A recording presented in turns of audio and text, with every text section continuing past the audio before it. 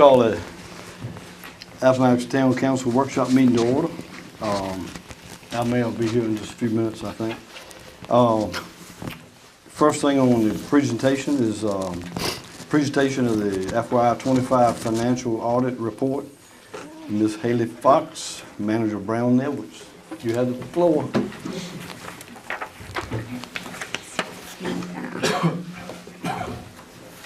Good evening. Hope you're all well tonight. So, second time you get to see me this year. Fun. I was here in June to do the FY24. 6 months later, we're doing the FY25. So, kudos to Kim and her team. We were able to knock out 2 audits this year, and we're back on time now. So I'm just going to give a high-level overview of the financial statements. I don't want to take up too much of your time tonight, but as I'm going through this, if you have any questions, please feel free to interrupt me. Start off with the good news. The town received a clean audit opinion for fiscal year 2025, so congratulations.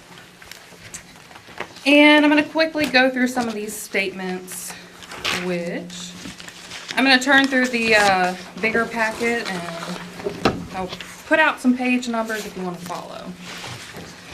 So, I'm going to be on page 5 first, exhibits 1 and 2. So these are going to be your government-wide exhibits. I won't go into too much details on this, but this is a good summary statements to look at where your governmental activities stood for the year, your business type, which is going to be your water and sewer fund, as well as the Economic Development Authority. These 2 statements are a good, broad overview of what happened. I'm going to probably dive in more to the individual statements themselves for each individual of the funds. First one is going to be Exhibit 3 on page 7. This is going to be your general fund for where the balance sheet stood as of June 30th, 2025. You can see the assets, liabilities, and the total fund balance for the general fund ended at about $6.5 million for the fiscal year 2025. It was fairly consistent with the prior year. General fund didn't have any major fluctuations. Exhibit 4, the next page, will kind of show you how we got back to the fund balance. Exhibit 5, I'm sorry. So Exhibit 5 is going to show you your revenues, expenditures, and the total change in the fund balance for your general fund. So you can see here that general fund brought in about $4 million in revenues. This was an increase of about $532,000 from fiscal year 2024. A lot of this was from the use of ARPA funds. So the town is continuing to use ARPA funds. That is recorded in the general fund, so you saw an increase in the federal grant money there. Expenditures for the general fund, you can see, ended at about $3.2 million. This was a decrease of about $670,000 from the prior year, fiscal year 2024. This was mainly related to some capital projects that had wrapped up in fiscal year 2024. So they were expenses on the books in 2024. There was no more construction for these projects in 2025. I jotted down 2 of them that I noted. The depot construction was completed in 24, as well as the downtown revitalization was completed in 24, and there were no other major CIP projects that happened in FY25, at least for the general fund portion of it. So you can see for the general fund, there was a net change in the fund balance at the bottom of this statement of about $636,000. So this ultimately brought your fund balance for the general fund to about $6.5 million. Before I move on to the water and sewer, any questions on the general fund? Okay. So the water and sewer are going to start on page 12, which is going to be exhibits 8, 9, and 10. Exhibit 8 is going to be the balance sheet items for your water and sewer. Again, I'm not going to go through every line item here, but you can see down at the bottom, the water ended up with a net position or fund balance of $4.1 million. Sewer was about $12.5 million. And on the next page, I'll show you kind of how it increased from the prior year, FY24. The next page has this is the income statement of your water and sewer. We'll start with the revenues at the top.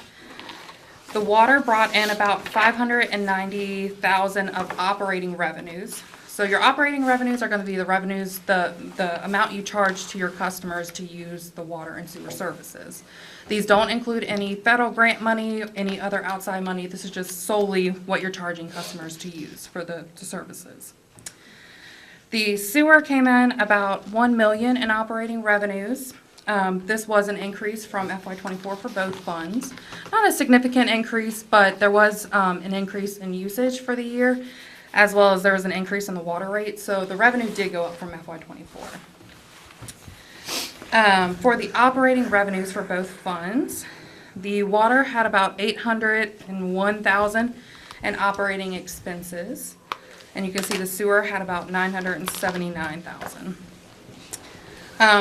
The water did increase about 16,000 for operating expenses from FY24, so not significant in the grand scheme of things.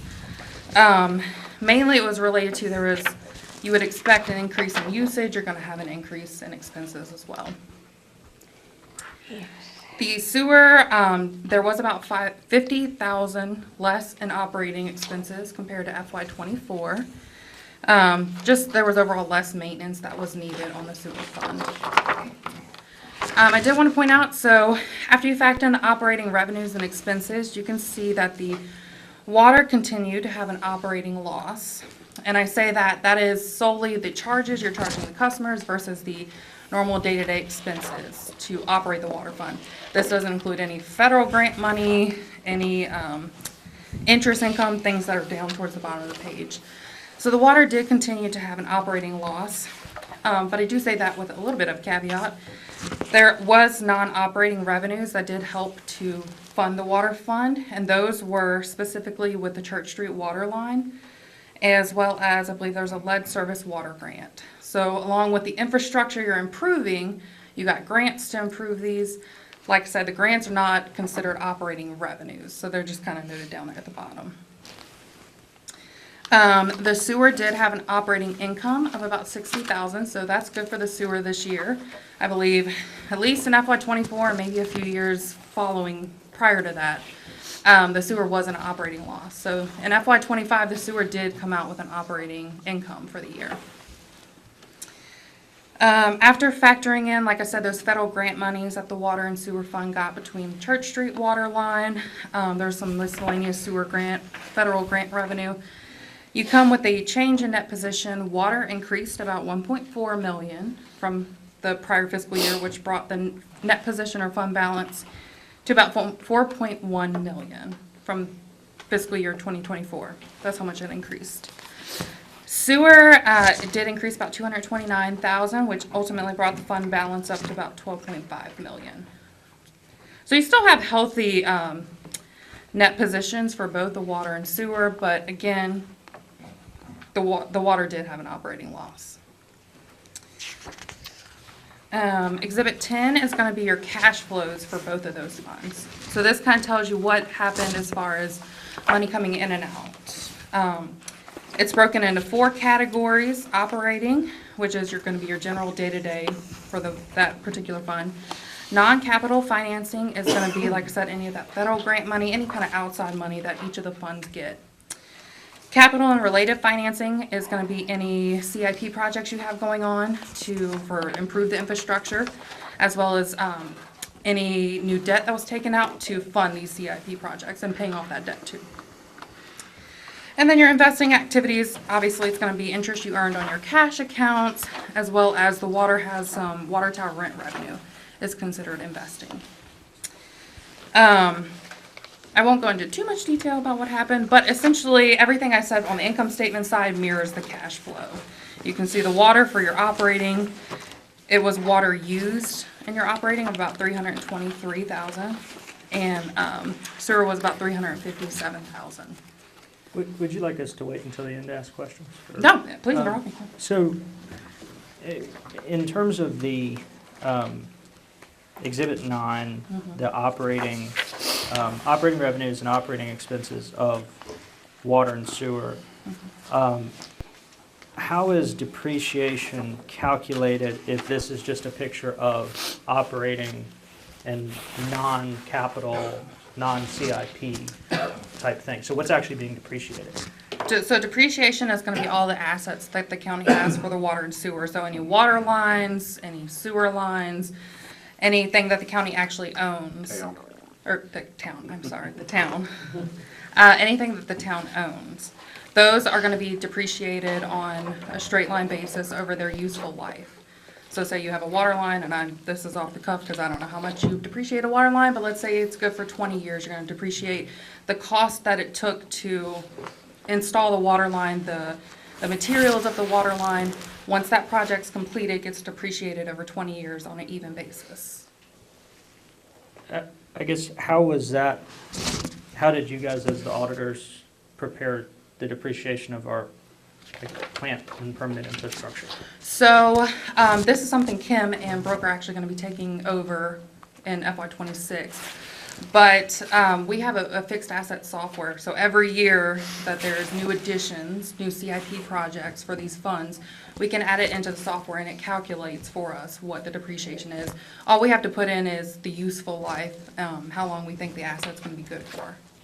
And it's a big software, so it keeps track of all the prior CIP projects that the water and sewer has had over the years. But it's not actually like, you guys didn't actually get a GIS export of our water and sewer No. infrastructure. Yeah, right. So this isn't like a real, I mean, it's not a particularly useful $87,000 in depreciation relative This- to replacement cost. The depreciation is based off of the cost of whatever, the original cost. It's the county.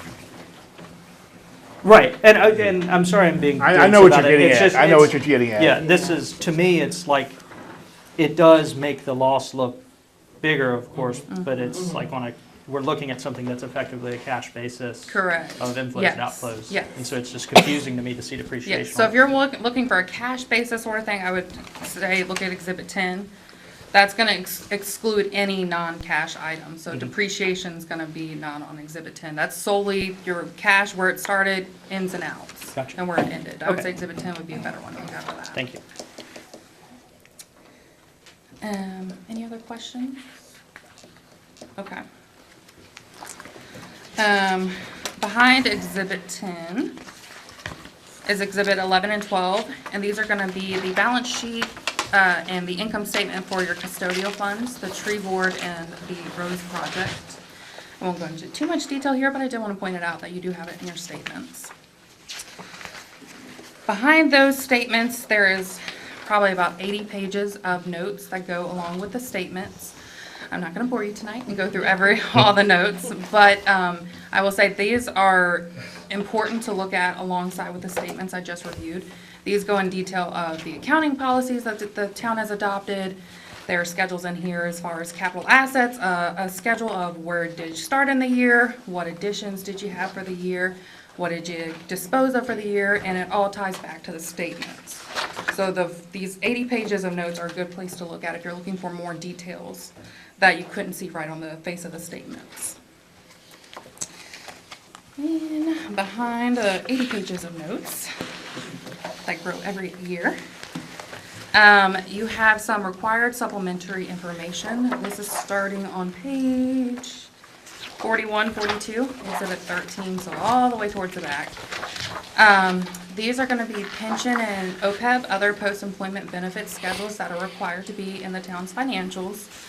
Essentially, these are just a breakout of what the actuary, how they came to the cost of what your pension liability is, your other post-employment benefit liability is for the year.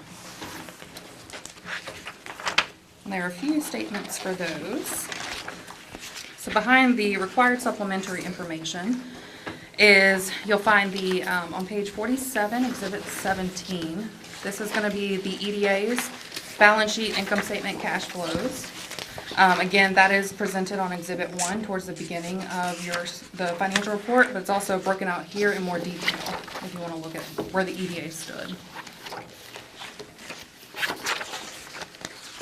Behind the EDA statements, you have Schedule 1 and 2. So these are going to be the budget to actual for the general fund.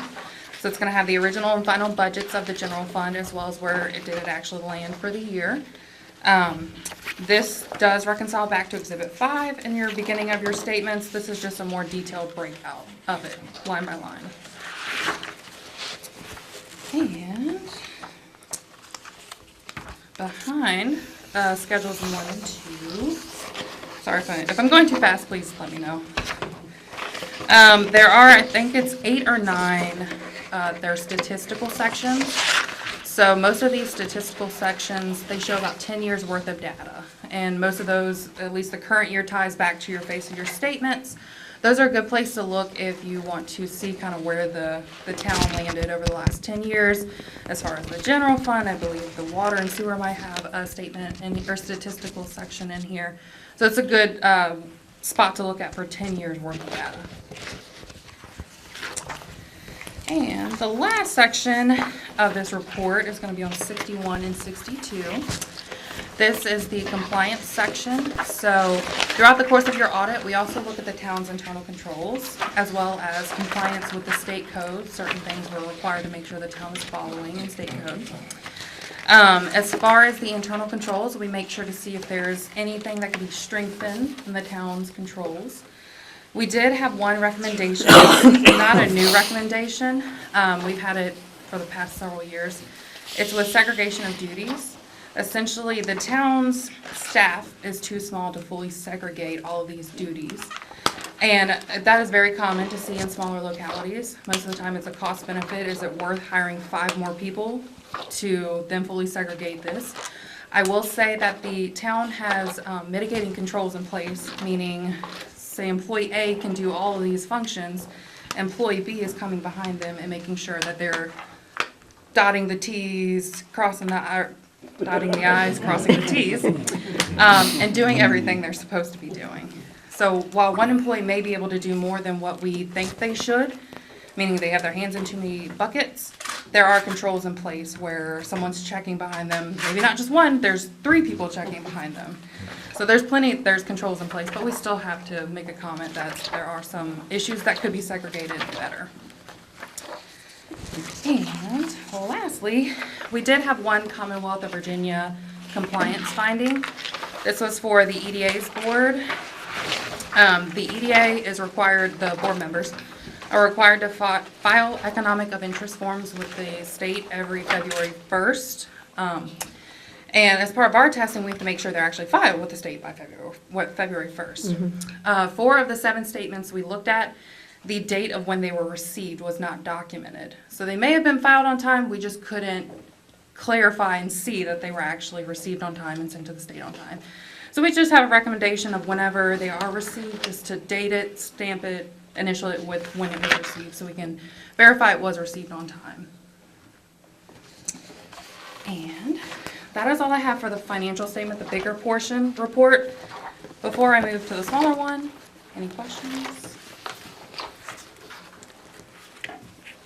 Okay. So the smaller report, we more so put this out for management and the board's their knowledge of, it's a more depth of internal controls we look at and more recommendations and comments we have for management and the town to implement. I will say a lot of our comments, which I believe they start on page 3, a lot of these are carry forwards from prior years. I will say with that between Kim and Brooke and their team, a lot of these should be resolved in fiscal year 2026 with use of Edmunds, yes. With the financial software, being able to utilize that better as far as the fixed asset importation and their tracking of the fixed assets. The bank accounts are being reconciled again timely. So a lot of these comments you'll see for your FY26 audit are going to be resolved. So there's nothing glaring that really sticks out that I think should come to your attention. These comments, we do have a current status on where they stood, as well as management's response to how they're going to address those situations. Any comments or questions?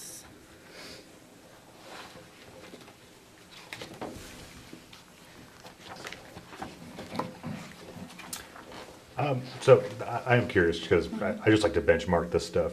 So when it comes to a lot of the non-segregated duties and everything like that, at what is the typical average that most of those become fixed because you have a certain budget amount and all that stuff? Is like a population of 5,000 people, 10,000, certain type of city or town? I would definitely limits? say your larger localities are going to have it because they're going to have full Yeah, staffing. exactly. You might have a full accounts payable department with like 5 staff, a full IT department with like 4 or 5 staff. So I'd say the bigger ones, you're gonna see it fully segregated. Yeah. Like I said, it's very common for smaller localities. It's a comment they have, and I always like to say, like I said, the town does have negating controls in place. So it's not like one person can go and run an AP check all the way through just by themselves. There are steps in place to prevent anything fraudulent from happening. Awesome, thank you.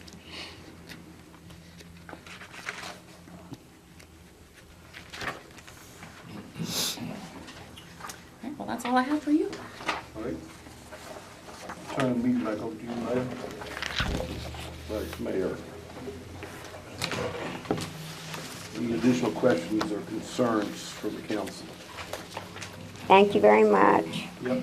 Thank you, ladies. Thank you, staff.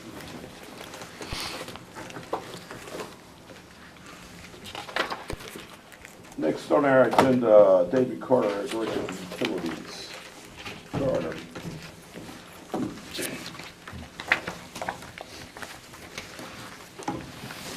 Good evening. I just wanted to come in and give you a quick update on Confederate Boulevard. I know there's been some questions kind of floating around about where it is and how things are progressing. As you know, we're working on the I&I project on the SBR Basin. During the preliminary findings, we found that the Confederate Boulevard was in shambles that we needed to address, fairly quickly.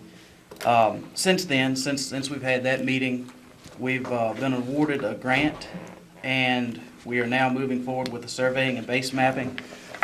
This should be completed in the next 60 to 90 days, allowing us to move forward on engineering. Several different things will happen.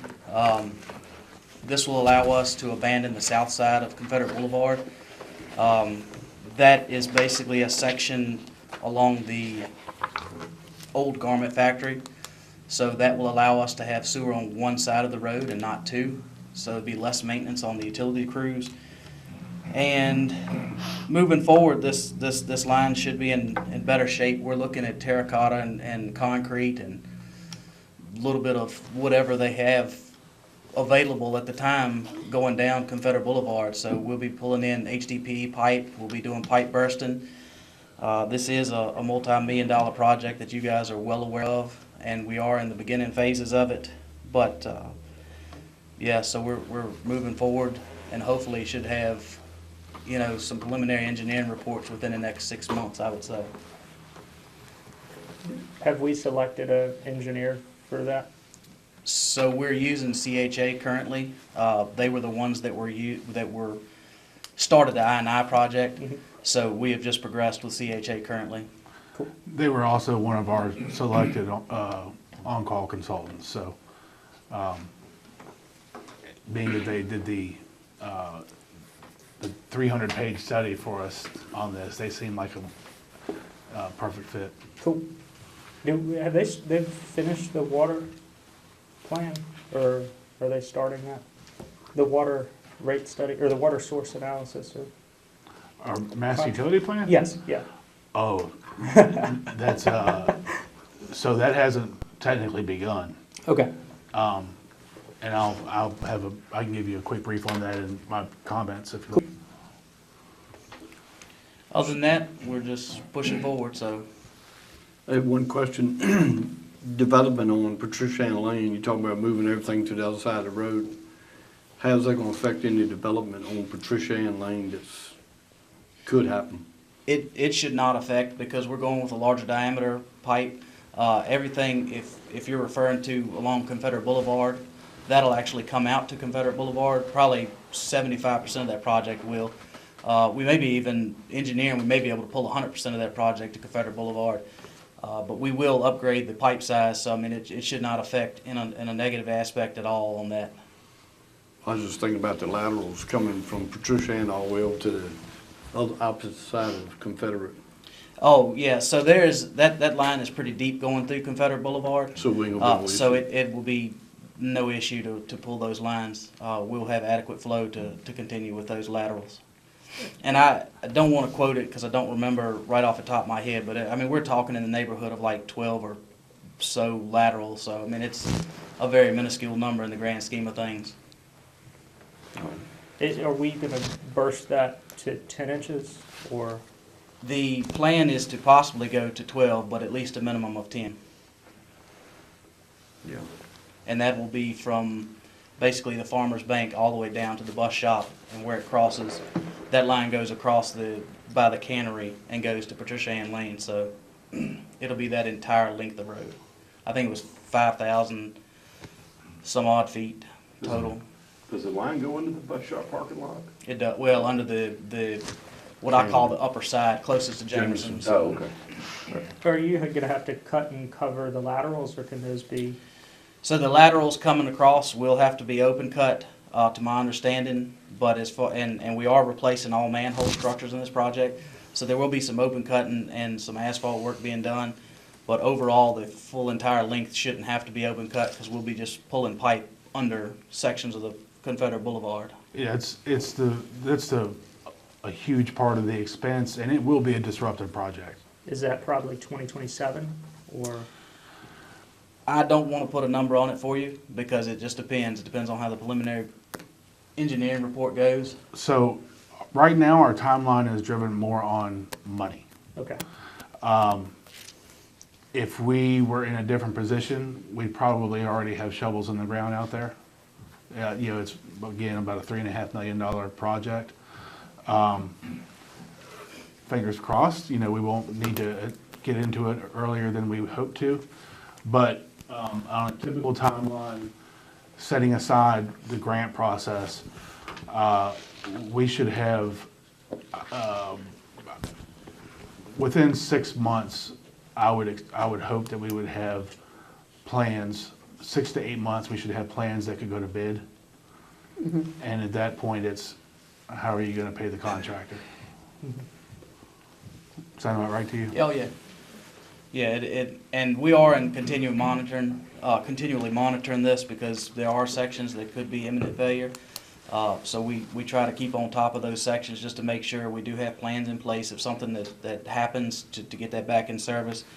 Because that's the last thing you want to do, is have sewer coming up on the ground right in the middle of your town. So we are watching that to make sure that hopefully it doesn't happen. We should be able to get it fixed before then, we hope. Did you say you got a grant? We do. We got And is that to cover just basically the preliminaries of startup? It is. It's in the grand scheme of this, it's kind of a smaller grant. It's a $100,000 grant, but it'll help cover for the survey. And where we're getting into now is the surveying and base mapping. It should cover roughly half of that, and then it should go into our engineering report, or the basic engineering for the project. So the idea, so we got $100,000 from CERCAT. They're a wonderful organization, and we really appreciate all their help. They helped with other things. It just is what it is. The survey alone, the base mapping, which was obviously the information they used to do the design for this, is 50 grand. So even though we have the, which is higher than we anticipated, but again, it is what it is. Even though we have that preliminary engineering report that's 300 pages long that shows us all this information, the $100,000 CERCAT grant will not cover at this point, taking us all the way through preliminary engineering. So a couple things will happen there. Probably once we get the survey done, that's when we should get a proper estimate on the preliminary engineering for bid documents. And one of the first things we would do is reach back out to CERCAP and ask them for additional funding, which, I mean, you never can say. I mean, I'm not going to tell you that they absolutely will give us money, but I would expect that they would be able to help a little bit. And then part of this process is CERCAP, as we engage further with them, they are going to aid us in finding a separate, larger funding source. You know, whether it be, and it may well be, I would imagine if we're lucky, and it's not the best case scenario, but it may well be that we end up maybe getting a 50-50 USDA grant. And when I say 50-50, you know, maybe they grant us $1.5 million, and they loan us another $1.5 million that we'll have to debt service. But they're gonna assist us with that. So our contact there is Amanda, and I'm sorry, I've forgotten her last name, but they're a wonderful organization. I want to give them I know they're not here, but I want to say thank you to Surcat. Because we can't move forward at all unless we have the engineering study in place. Not efficiently. I mean, you know, you can, That's the first step. yeah, I mean, all we would be doing if we tried to do anything now is essentially the same things that you do when you have a line break. It piecemeal. Yeah. And so, I mean, it's not cost effective. It won't give us the end result that we are looking for. And one of the bright side of this, try to be positive about these type of things, is even if we get to the 10-inch with pipe bursting and HDPE, that alone is a significant increase in capacity. The way pipes work, you can kind of envision in your head.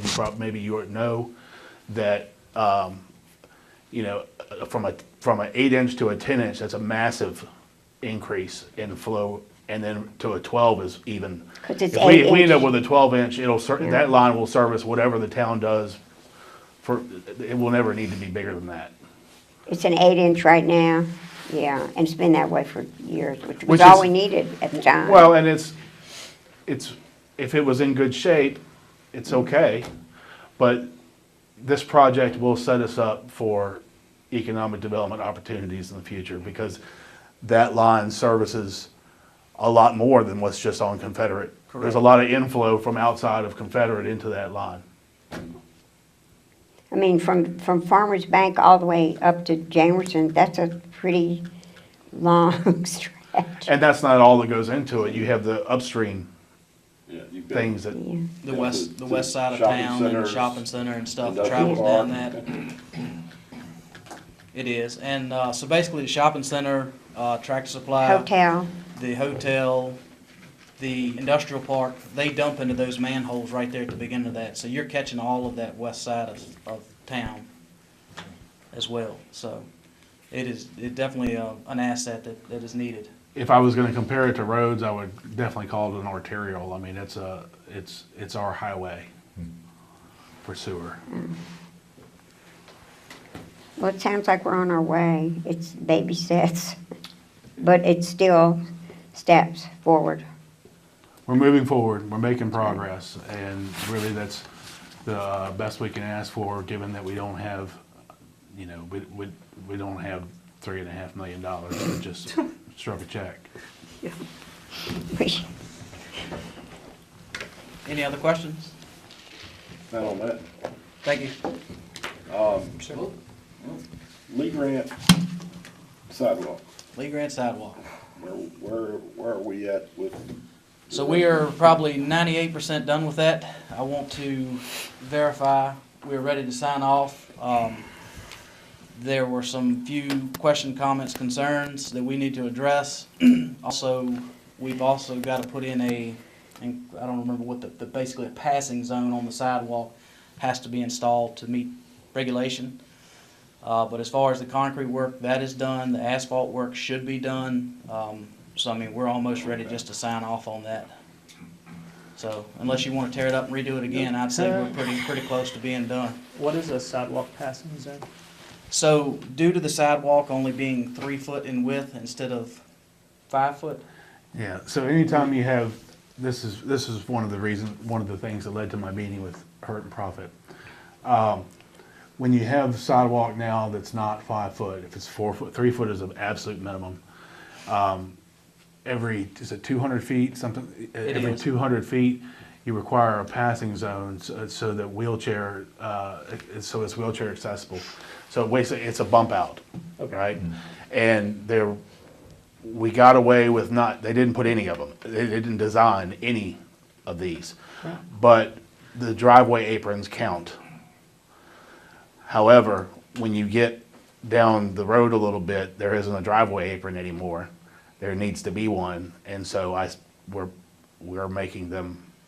We have to put that in. So what that'll be is just a retrofit dowel into the concrete, form it up, and pour. It's these little details, that's all that's left. So this is substantially complete? Yes, we are substantially Did you complete. say every 3 feet? Every 200 feet, you 200 have a feet. bump out that it allows for, Okay, let's say, two yeah, I people know in what they are. wheelchairs to, And most of that's up here on the Court Street end of the project. yeah, it's just one Just one. that they have to add because of the aprons. Yeah, The rest of the project allowed for it because of the aprons of the driveways, but we have a section that's over 200 feet on this low end next to Court Street. So we'll need to put in one zone that's just basically a pad that'll allow it to be basically a 6x6 square. So in theory, if two wheelchairs needed to pass or somebody needed to get out of the way for a wheelchair, they would have a safe zone to do so. There was, early on, it was. I'm sorry? Early on, I heard it was 32 inches. Was I misinformed or? Yeah, was we that had, incorrect? we had to have the sidewalk demoed and re-poured. Evidently, I missed it when they did it. That was right in front of the We did not Baines. pay for that. I understand that. That was in front of the Baines property where the fence was. Uh-huh. When they put the forms in, and it brought it down to roughly 32 inches, so we had a meeting about it and had them demo it and put it back. Oh, that was just Um, a portion of the sidewalk. Yeah, I think not that was the whole roughly thing. 120 feet, but they had to do that at their cost because in the plans it was stated it was supposed to be 36 inches. It was not. The only thing it did was shift it, and you driving a bus through, you probably can't tell, but it shifted it over roughly 4 inches into the road. But we also own the property on the other side, basically up to the fence, so we added a little road on that side. So probably won't even notice it unless I told you. So, I know I was talking to you about the lighted 25-mile-an-hour signs. Have we got any updates on that, or? We have not had, we're efforting with VDOT, so I haven't gotten you an answer. I think we definitely need to at least look at two, one at each end of that road, and I'd like to see us continue the double yellow lines that Lee Grant has anyway. I think it would help, because I noticed going through it, people are on my side more than they should be, pushing me into the shoulder, and they got like a foot and a half, look like to me, looking at a mirror. Sidewalk. Yeah, so I think we had yellow lines continue, Lee Grant has it anyway, just on our road, put double yellow lines painted Just from Court. in the center. Church. I think it would help. Right, and I'll add that to the discussion points to go further into with Robert, along with Robert at VDOT, Robert Brown, the resident administrator, along with the discussions we're having about Sunset. And the only thing I will say about the pavement marking is that would be something we would, I'll need to work with them to convince, to get them to buy in so that they'll pay for that, because thermoplastic is expensive, and that's what you need to put down.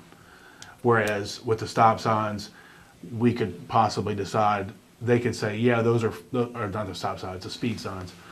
Yeah, those are fine, but you need to buy them. Yeah. Yeah, and then, It's our road. and that's something we can do. Yeah. But I wouldn't want to pay for, the town to pay for thermo on their roads. Well, I mean, we can paint it, I mean, I'm sorry. we can paint it. I got paint, done it before. The thing is, it's a huge safety issue if someone were with the scenario you just said, and it's way possible that somebody was walking on the shoulder or walking on the side that didn't have the sidewalk, and here comes a big truck or a bus, and it pushes you out over, somebody's gonna get hurt, one way or the other. It just give them a guide to Yeah, go right. it tells them where the middle lane I is. will, Yeah. I will absolutely pursue it. I think that, and hopefully we can get it done, with good justification. We ought to be able to get it done over some, VDOT has their programming and their budgeting too. So, they would do just like we do, they budget for that. Unfortunately, there's, just to speak to the pedestrian, I mean, that's what, they need to be using the sidewalks, and we can't, Make them do it. we can't childproof the town. roads. Just So- as- Don't talk bad, excuse me, don't talk bad about children, just say idiot-proof. We can't idiot-proof the roads. That sounds real good too. I heard this is totally hearsay, that when you put stripes down the road, especially out on the county roads, people go faster. I don't know that. but Well, that's what the I've heard- 25 mile an hour I lighted sign understand is that, for. that's what we need to do. I think we did a great job considering one of my suggestions was to block the road off, so Nah. we did good. No way. Like I said, We can't eliminate. that was suggested to stop discussions at that time. Anyway, thank you, Dave. All right, thank you. Thank y'all. Can't block off the road, especially Lee Grant, where the church is. All right. Our next item is a presentation by Mr. Bill Harvey on behalf of the Shriners Organization. Mr. Harvey. Thank you. Honorable Mayor, Honorable Vice Mayor, council people all, thank you for having me here. My name is Bill Harvey. I'm the president of the Appomattox Shrine Club. I'm also, too, the membership director for Kazim Temple out of Roanoke, Virginia. With me tonight, there are 3 other Shriners in this room. David Carter is a very proud Shriner. I have Chris Dalton here. He's the vice president of the Appomattox Shrine Club and a clown. And also, too, Councilman Jack Hensley is also a Shriner. And what I want to do is give you a background on something real quick. A lot of people look at Shriners, they say, what do they do? Who are they? First of all, you must be a Freemason. Freemasonry has been around since 1390, so they've been around a while. In Appomattox County, there has been a Masonic lodge here since 1847. You probably know some people who are members. I do. And so as we go through this, I want to talk to you a little bit what happened. Shriners have been around for 150 years. However, back in 1922, they said, we need to do more. We need to help children. So they started with our first hospital in Shreveport, Louisiana. And with the blessings of it going on there, it has grown. In your packet, I have sent a handout to you. I will graciously allow to drop this off for you. Right now, you can see on the map on our locations on page 12, we have 22 hospitals. Okay? And when I say we have 22 hospitals, we have also 2 major clinics. We have 1 in Europe and 2 in Mexico. We service all 50 states. Now I want you to stop right there and take a breather. Several months ago, I met with a young lady I went through high school with. Everybody in this room would know her. And she looked at me and she goes, I didn't know Shriners were in Virginia. I only thought they were in big cities. We're everywhere. And you can see that by the footprint where we're at. Since Shriners started, we've treated well over 1.5 million children plus. And you've got that in some of your data there. Who do we treat? We specialize in orthopedic. We have over 85 different orthopedic maladies that we treat. That also includes cerebral palsy. It also includes cleft palate. A cleft palate is not oral. It is basically a orthopedic thing. Also, too, Honorable Vice Mayor knows, because he and I have had these talks before, we do burns. We do burn patients. And it's one of the few things that I really get tremble when I think about. But we work closely with the fire department. We have shared with them some of our learn to burn programs and such as that, and shared things with them. Now, when we talk about how we help children, there's one thing in the 22 hospitals that we do not have. It's a cash register. Everything is free. When a child needs help, we don't heal the child, we heal the family. Because if you're a parent and you have a child who's struggling, if you have a child who's got orthopedic, cerebral palsy, whatever, you struggle every day to make the day go. We help that family. And there also, too, you're going to see where I have some information on the next handout. Our hospital we do most with is in Greenville, South Carolina.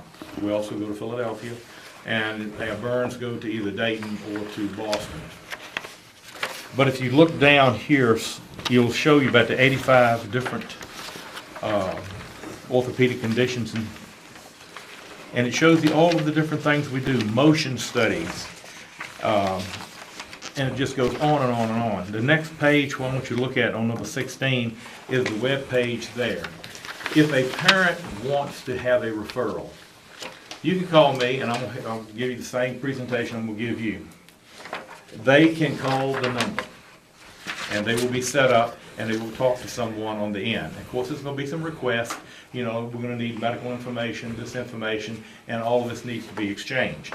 We move more expeditiously with burns for another reason. But also too, you can go to, this is a website, that is a picture of the website itself where you can go in and search a particular malady if you want to look it up and see what we can do to help you. We treat all children 18 and under. One of the other things that we also do provide psychological services. Children are mean. And knowing a couple of our burn patients, and they said that they had to have psychological counseling because people would look at them and said, I look like a monster because of my scars. But to help them get over that. So how do they get to the hospital? First of all, they may go to a clinic. One of the things that COVID did for us was make us do a lot of telemedicine, where we have places where they can go and go on telemedicine to get the information sent there. Not a problem. Then if they do have to go, let's say to Greenville, we have a transportation fund. And what we do is this, if the parent says, I would like to drive, good, we will pay you mileage. We will also give you per diem. We'll set you up for hotel, and you can drive down there and back to the hospital yourself. If you don't feel like doing it, we have a group of us called road runners. We have vans. You will see the vans. You'll see them in the parade here. They're in the parade here for Railroad Day. 2 Shriners will accompany the caregiver and the child to and back and forth to the hospital for free. No questions asked. That's what we do. Okay? One thing we're very, very proud of, if you look at the bottom of 17, in 2025, we also came up with pediatric medical research in Atlanta. This is one of the most innovative things that's come out of Georgia Institute of Technology on our innovations. There's a lot of things that we have done, and I can go on and on for a long time. But one of the coolest things that I've seen so far is our new x-ray system. The next time you go through TSA and you have to go in and they say stand and they give you a body scan, we have developed x-rays, it was developed in Greenville, where now a child can go in and have an x-ray. It comes out in a few seconds, full body x-ray, probably better than what you could get anything in Lynchburg or Richmond. And it's only 1/10 of the radiation that of a regular x-ray. Because a lot of parents worry about their child, how many x-rays they're going to have, radiation exposures. Some of our research has brought that down. Burn technology, if you talk to anybody that ever has to deal with burns, they will tell you most of the technology we have come from Shriners Innovations. Why? If an adult burns and you have to do skin grafts and such as that, you know, I'm sorry. However, when you do that for a child, what are they still doing? They're growing. So this can compromise a skin graft. The same way as some of our orthopedic things, it can compromise things there. So we have a lot of different innovations. I can go on and on about it.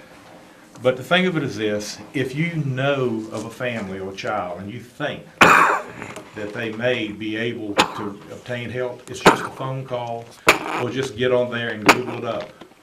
That is what we're here for. Yes, we do have here in Appomattox now a Shrine Club, and we are dedicated to helping and putting our footprint here in Appomattox and getting care for our children. We fall under, like I said, Kazim. And just FYI, in Virginia there are 4 Shrine Centers. Acres in Richmond, Kena in Manassas, Cadiz in Chesapeake, and we're in Roanoke, Kazim. So we're here, we have been here. But when people look at me and they say, well, I give to St. Jude's. St. Jude's does pediatric cancer, okay? We do orthopedics and burns, but I will share a few things with you. Everybody knows St. Jude's by Danny Thomas. He's a Shriner. He developed St. Jude's Hospital on the Shrine model. He was a Shriner from Alamo Keene out of Los Angeles. When you go look at the big Hollywood awards, you see the big Shrine thing, that's where he was from. So anyway, our imprint carries on. This year, when we look at Shriners and we say, people, do you want to make a donation? You see the thing on TV, $19.95 a month, as much as you want to. We have a goal this year, we have to raise $1.4 billion. When you run 22 hospitals, that's pretty efficient. People say, well, should I give to you? Yeah, sure. I'll tell you why. When we look at it, we have the highest ratings, 4-star, 5-star ratings there is on the donations there are. When we say where our money goes, it goes. 85% or more goes directly to the hospital and research, and that's where we really make our money there. That's where we, allow this money to work for us. So why am I here? I've been a Shriner since the 80s. Started out in Savannah, Georgia. And people say, how do you get your zeal? Why do you do this? And I'll tell you a brief story before I go. Myself and another road runner, we had taken a child to Philadelphia. A little girl in Lynchburg. We're not allowed to talk about these things due to HIPAA rules, but I can generalize it a little bit. And she was born with a shoulder that was not exactly right. Let's just say it that way. So we took her up. She was getting her cast taken off. So we're in the van getting ready to come home, and I wasn't driving. I turned around and looked, and I said, let's all get our seatbelt on. Her mother or her grandmother and her, and she's back there doing this. And I'm like, baby, are you okay? She goes, this is the first time in my life I've seen both of my hands in front of my face, and both of the men in the front cried. This is what we do. When we talk about what we do, we carry it on. If you ever have a question, you can talk to David, you can talk to Chris, you can talk to Jack. You can call me up. I have given y'all a flyer here if you wish to put it out. And Honorable Vice Mayor, would y'all put that over in the fire department too about the numbers? If we have a burn patient, we like to get to them quick and do it our way, because sometimes we have to undo what might not have been done correctly. Hate to say it that way, but we fly, we take care of them. I was sitting there one night, and we were in a meeting up in Roanoke, and we had a burn patient, and they said we need to get a med jet, which we do. It was $16,000, and we said, write the check, let's do it, we got it, because that's how hard we work for that. Now, for those of you who've been donating aluminum pull tabs for me, your Sharon Mobley probably is the biggest contributor we have. I don't know who she chases after, but she gives me a lot of tabs all the time. What do we do with those tabs? I gather the tabs up. I have to run a magnet through them. We're going to use aluminum. And then we take them to Roanoke, and we have a recycler there. It gives us a primo price, and the check is mailed directly to Greenville. When we say that there's no expense to the children, there's a fund in Greenville. If a child needs a toothbrush or some personal items, little odds and ends like that, it comes out of that fund. So all of the aluminum tabs that you've been collecting for us may buy that child a toothbrush, but it makes a difference in their life, and there's no expense to the parents as well. But I thank you for being here, allowing me to come here tonight. Anytime anybody has a question, let me know. I'm not the definitive answer, but like I said, we have to get the nurses and the specialists on the phone, and they can tell you what we can handle, what we can't handle. The website is so simple, I can use it. So, and you can do the research, and it can tell you what the probabilities are, how we can do things. But like I said, we don't just heal children, we heal families. And that's where we're at. I hope I did well. Any questions for me, please? In a conversation I had with Councilman Jack, he indicated that you also have local scholarships for students. That is with Monroe Lodge. Okay, that's what. Okay, yes. 127 Lee Street, there's a lot of excitement going on there. 127 Lee Street is Monroe Lodge. We have been in existence since 1847. You have the Monroe Masonic Lodge there. Also, too, you have Chapter 10 of the Eastern Star there. Also, too, meeting there is the Appomattox Shrine Club. And also, too, we have another group called the Widow Sons, and these are guys that like to ride motorcycles, these two over here. Jack and I are not allowed to ride motorcycles, so we don't do that. But there's a lot of good going on there. In Monroe Lodge, we have a scholarship fund. Every year, we give 3 $1,000 scholarships to children who are graduating into Appomattox County. It Now, is- I'm familiar, I'm very familiar with Yeah. that because, and I think Wayne Simpson is, He's the chair of the scholarship exactly, committee. because two of my grandchildren at Cornerstone have both received those grants. Well, great. But I thought it was it was a separate one for the Shriners, so that makes sense. Right, and the other thing too is this, I will be happy to say we have done well with donations. This year, we made an additional donation. If everybody knows, the Appomattox High School FFA has the Land lab. Build-A-Barn project or Yes. Right. whatever. We gave an additional $1,000 to that, because it's not That's exactly an great. academic scholarship per se, but it is also, we know this is helping the children with their academic adventures if they go into agribusiness and such as that. Exactly. Now, by the way, I will say this gratuitously. The Future Farmers of America was developed in Virginia Tech. It was developed by 4 Masons. The Future Farmers of America is a spinoff of Masonry. It's something that we help support and start. So for anybody who's ever was in the FFA, you've probably heard a few words of whatever and say, I wonder where that came from. So yes, we have a lot of ties to the FFA as well. Thank you for the question, Mary. Anything else? I just want to thank you for coming here this evening and giving us a light into everything. I didn't know a lot of the stuff and everything. We kind of had just tiny little chats, but just the full presentation. I always have this belief that, we all have a treasure within us, and, we have these experiences throughout our life that unlock it.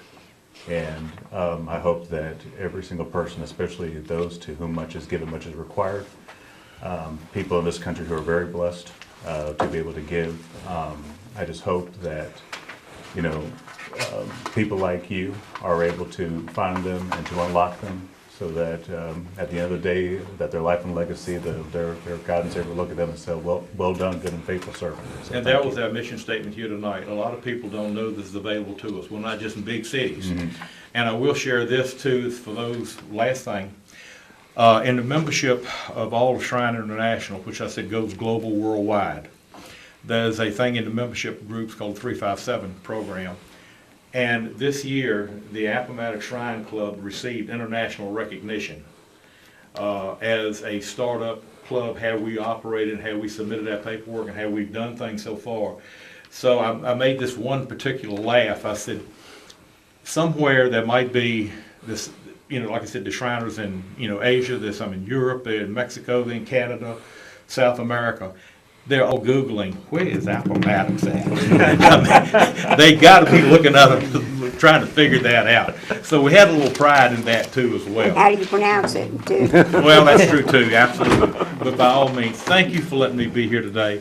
And I will tell you one thing, when people look at me, they say, well, when you give the $19 a month or whatever you wish to go give a month, I will tell you which is going to be the experience. My wife has been giving it to us for years. And so I took her to the Shriners Hospital in Greenville. And on the way back, she goes, we're going to double that. We're raising it up because she just saw the excellence there. And if people ever stop by and see it one time, you would be totally amazed. But anyway, thank you all again. Everybody, please have a grand Thanksgiving. Thank you so much. Thank you, sir. Thank you, sir. I appreciate that.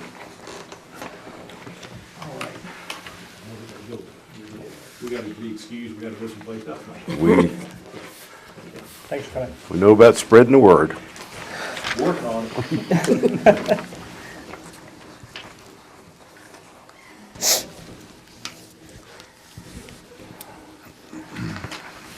At this time, I'll open up the public hearing for an ordinance amending Section 32 of the Town Code of Appomattox to add Chapter 32, Article 3, Division 1, Section 32-104, adoption by reference, state motor vehicle and traffic laws. Any public discussion?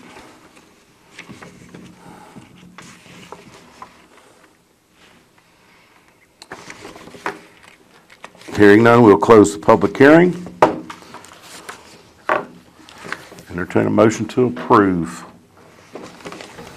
Are we voting on that tonight? Yes, we can. I move that we adopt the code section in chapter 32, article 3, division 1, section 32104 as presented. A second. Motion made and properly seconded. Any discussion amongst council?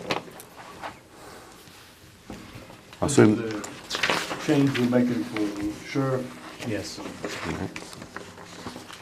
if there's no further discussion, all in favor signify by saying aye. Uh, Any opposed, no. The ayes have it, motion carries.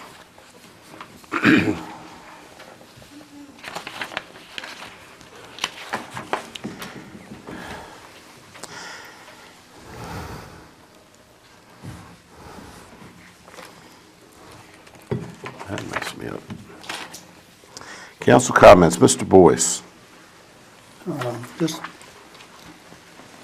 the season we're in, Thanksgiving season, just thankful for life and the opportunity to live it. Mr. Cardwell. Number one, I just want to be thankful for all the people who kind of work in the unseen, just around this town. You know, just the more that I kind of look at it, it kind of seems like our public works people putting up all the decorations. I walked in the bank one morning, and next thing I walk out, and everything's just completely lit up all throughout Main Street. So that was really cool. And then also having the fire department help out with getting up the lights. So definitely good stuff there. I didn't know if this was a standing committee thing. I think it's more of a special committee type thing. But I wanted to give y'all, if you want to take one, pass it down.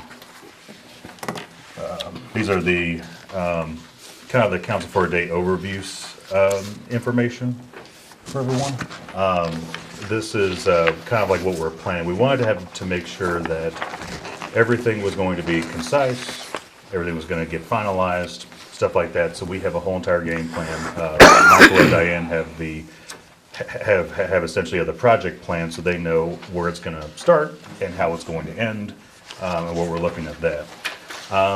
The most important part, just for my comments here tonight, is we are missing 4 of the community educator spots. On page 2, oh no, it's not page 2, it's page, oh sorry, the last page. So the last page, it is, those are the community educators. So they are unbiased professionals who primarily grade and perform program development. So these are essentially educators. If you have a person in your family who is a retired educator or someone who's not currently working as an educator, who lives in town, even who lives in the county, we would love to have them come out to this and everything. This gives us an unbiased perspective. The people that we have for the 6 school representative chairs, Daniel Ulmer is on that, and that we are still in the process of selecting another one from the middle school. We had 2 teachers who had come to us from Cornerstone Christian Academy from their 7th and 8th grade areas, and so they said that they would like to essentially be part of the program of development. And then we have 2 ladies who are over homeschool co-op the type groups who would love to get out this information, Nancy and Erica. So this right here is going to be really a committee that is built up completely of educators. I will not have a vote in this. I'll just be presenting all of my ideas, and they will correct, sharpen the sword, and basically I do all that stuff. But we're really trying to get the interest of all the school systems, make sure that they really know what is happening, all the opportunities that they have, and then for the community educators to make sure that we have some unbiased opinions, and we get into all the essay grading done once everyone has submitted.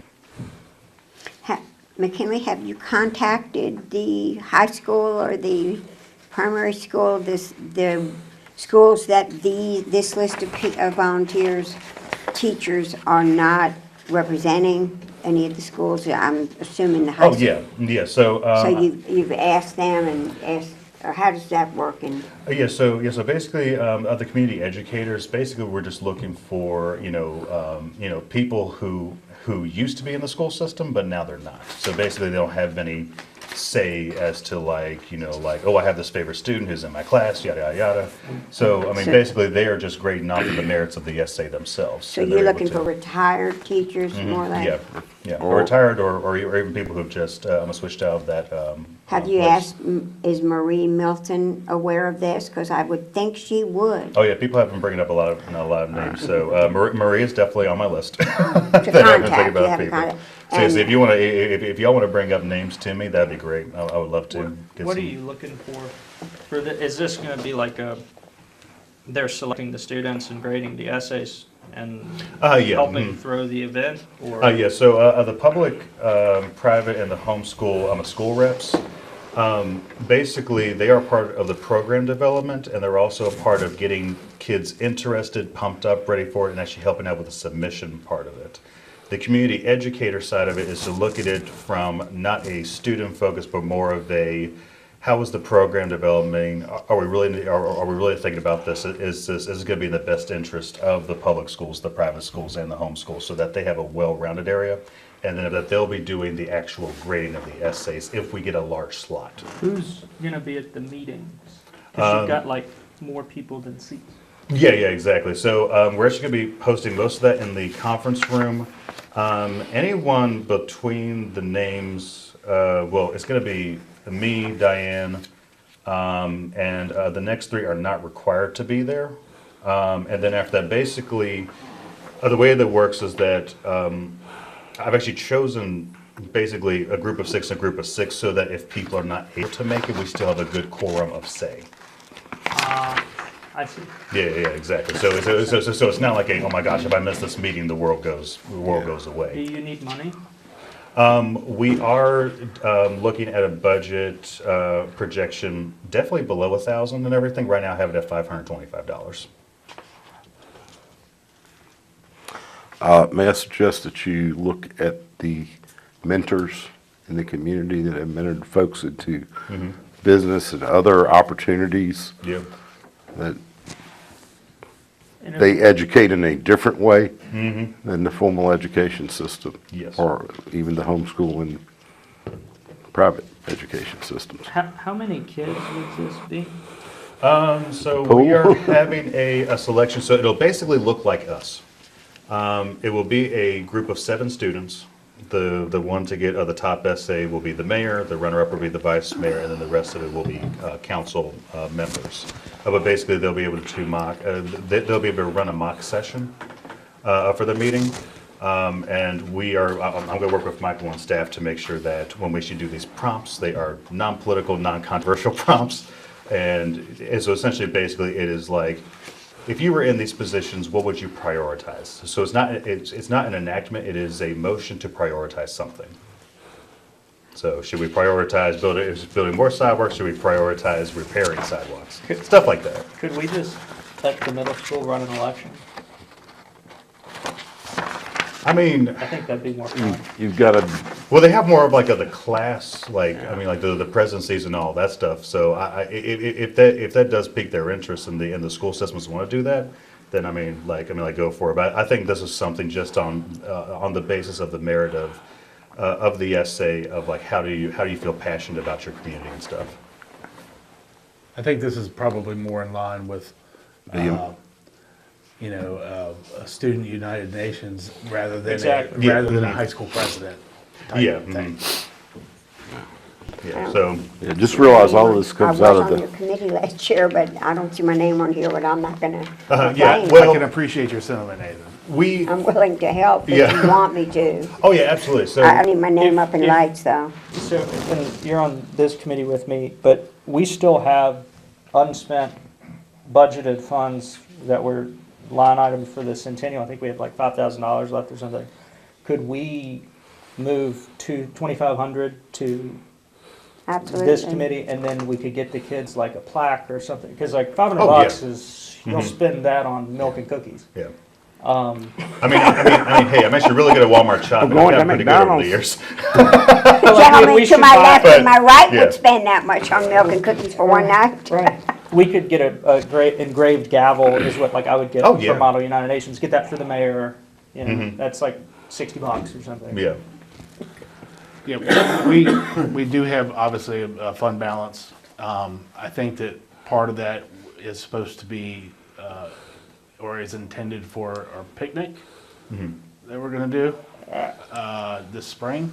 I think we were just gonna budget, I mean, it doesn't, we're not gonna spend all the money anyway. No, I mean, certainly could do both. I just know Yeah. that I believe that those funds are also for our picnic. Town picnic. I'm not sure. Town picnic, yeah. That's This is something that doesn't need action tonight, No. Yeah.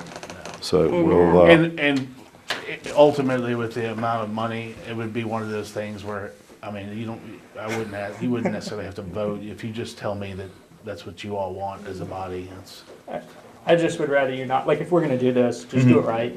Okay, yeah. Don't just spend, like, $500 would be one trip to Walmart probably. Yes. So, I'll concur to that.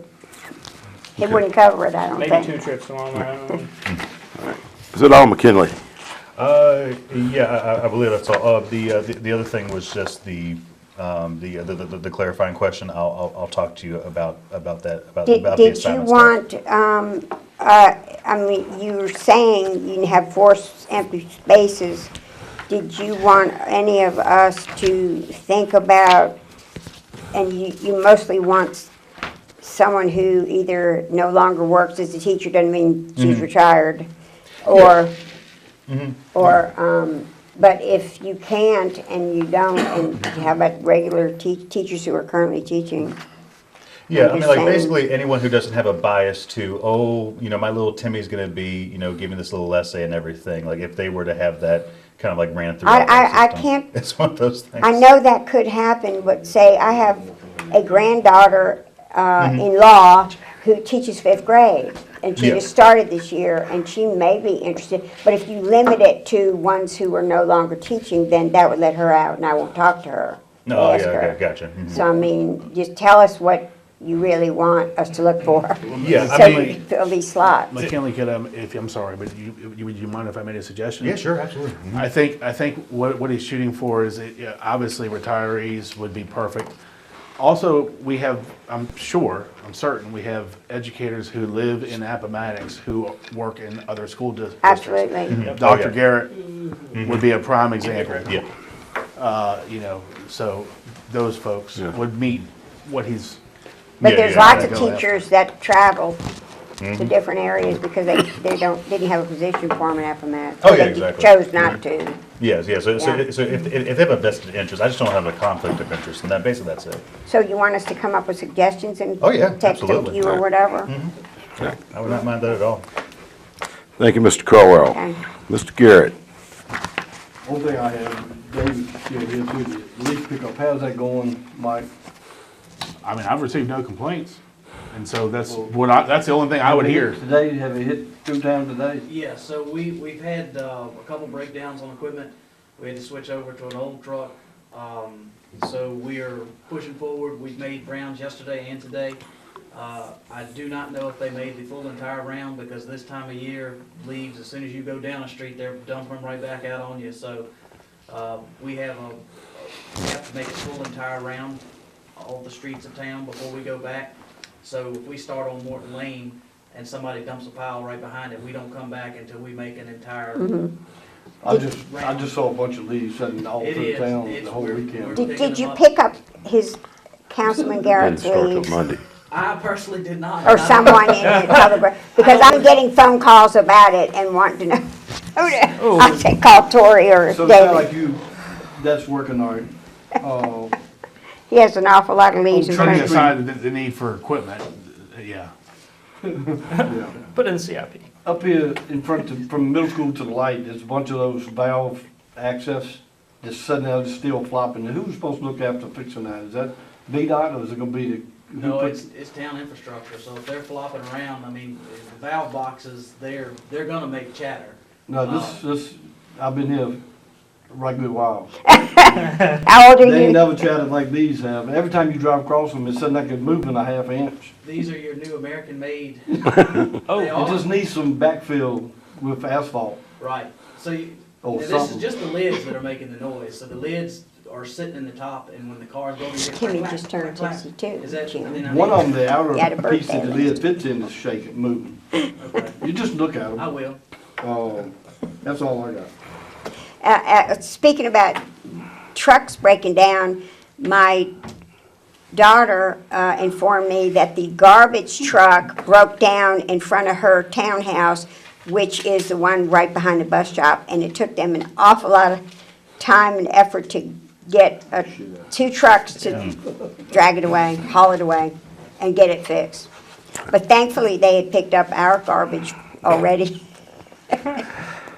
Mr. Hensley.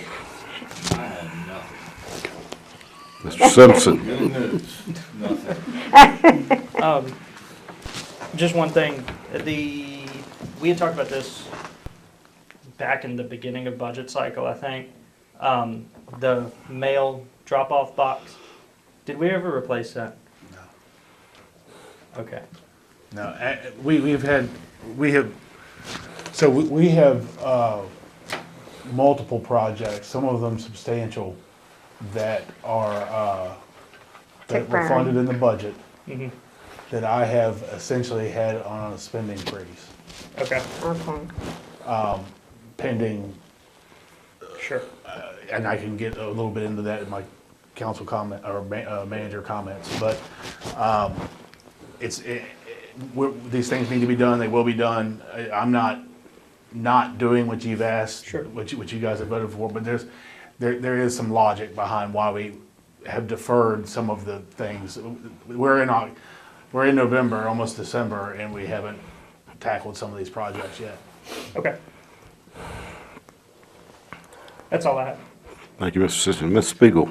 Nothing, except I wish everybody a very joyful, happy, thankful Thanksgiving. It's in 2 days away. Actually, day and a half away. Yep. Don't eat too much. That's the All plan. of that. Council standing committee reports. Finance, nor infrastructure. Okay.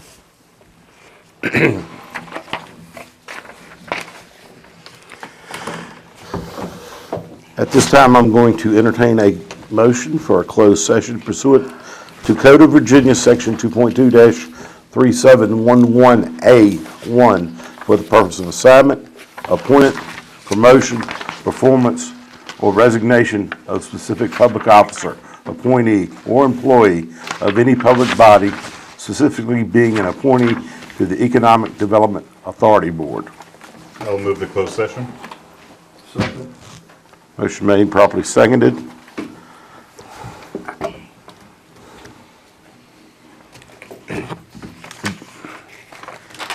By roll call vote, Mr. Hensley. Yes. Mr. Boyce. Yes. Mr. Garrett. Yes. Mr. Cardwell. Yes. Mr. Simpson. Yes. Ms. Spiegel. Yes. I vote 6-0. We're now going to closed Good session. evening. Have a good one. Thank you. To the best of each member's knowledge, the only subjects just discussed or considered in the preceding closed meeting were those, 1, lawfully exempted under the FOIA Act's open meeting requirements, and 2, properly identified in the motion that convened the closed meeting pursuant to Virginia Code Section 2.2-3711A1. We'll entertain a motion. I'll make a motion. Second. Motion made, properly seconded. Any discussion? By roll call vote, Mr. Hensley. Yes. Mr. Boyce. Yes. Mr. Garrett. Yes. Mr. Cardwell. Aye. Mr. Simpson. Yes. Ms. Spiegel. Aye. By vote of 6-0, the motion carries. Staff reports. Okay, so earlier during the audit and other points, I addressed kind of a spending freeze. What I mean by that is that we haven't proceeded with a few of our projects for 2 reasons. One, right now, this is not shocking news. I think I told you, we asked for, when Kathy came, for $200,000 for the master utility plan, but that it could be any, it could be much more, probably wasn't gonna be less. As of right now, the scope and fee, proposed by CHA is $290,000. I have a meeting with Kathy and campaign for us to discuss if there's things that we want to either trim or add. And then we'll come up with a final fee. And then this thing with Confederate Boulevard with us getting through preliminary engineering. These two items, I really wanted to know where we're going to land before we, I think it was like 150,000, like, there's things that we need to do, but it's priorities, right? We need to do we're approved to do the HVAC in the building. But that being said, we're not freezing to death, and we're not dying of heat exhaustion. So, that was one of the capital improvement things that's on there, so. Along with, a multitude of other things. So, that's my brief, is right now, the scope and fee is at, the fee is at $290 for the master utility plan. Not entirely unexpected, maybe there's something we can trim off there. And, I believe that's everything I have. I would also like to add, that if you hadn't heard directly from staff, I have heard from folks. People are appreciative that the offices are closed tomorrow. Several of them have told me personally, said thank you. And we are also efforting, we're getting to down the stretch on a employee handbook. I know it's been a slog, but it's just a lot. I mean, essentially the one we had is not even, the existing one is not even something that we're building off of. It's just going in the trash. And so we're making some headway, especially with policies and procedures within Public Works. Be some major changes with that. And be bringing that to y'all hopefully sooner rather than later. So I'd like to think it would be very nice to be able to get the handbook approved in February or something like that. Lastly, I started thinking budget in October, and now I'm working on it with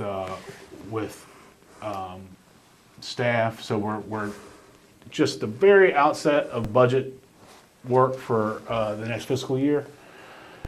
And just as a heads up, part of that is, as usual, but a little addendum. Part of that is compensation and career progression. So one thing I would love to be on record is that we're efforting towards, one thing that has been underutilized in Public Works is the fact that we have techs 1, 2, and 3, right? And that is a mechanism in which people can be encouraged to get additional licenses and training. It's also a retaining thing because, we don't have, Danny's been here a long, long, long time. And I don't want him to leave, but there's Got to give him an opportunity and show he's. so we have to give these new guys opportunities to stay. And the way that career progression is supposed to work, it doesn't, just because we have a 1, 2, and 3, it doesn't mean one person's a 3, one person's a 2, one person's a 1. They can all work their way into a 3. That being said, the the treatment plant side, they don't have that. So that's gonna be a thing that we're gonna do for them, because we have one of our newer hires, he's already got his license, he's getting ready to get a higher license, he's just a go-getter. We're gonna fire up testing in the lab again, and he's gonna probably run that. It's gonna be wonderful. So, just kind of prepping y'all for budget season and understanding that, it's a balancing act with the money to make sure that everything works properly, that we're being good stewards. and at the same time that we're doing the things that we need to do to recruit and retain employees, because Public Works is still very understaffed. That's all I have. Thank you, sir. Does anyone have any more business come before the town council work session at this time? I make a motion to adjourn. Second. Motion made, properly seconded for adjournment. All in favor, signify by saying aye. Aye. Any opposed? Ayes have it. Motion carried.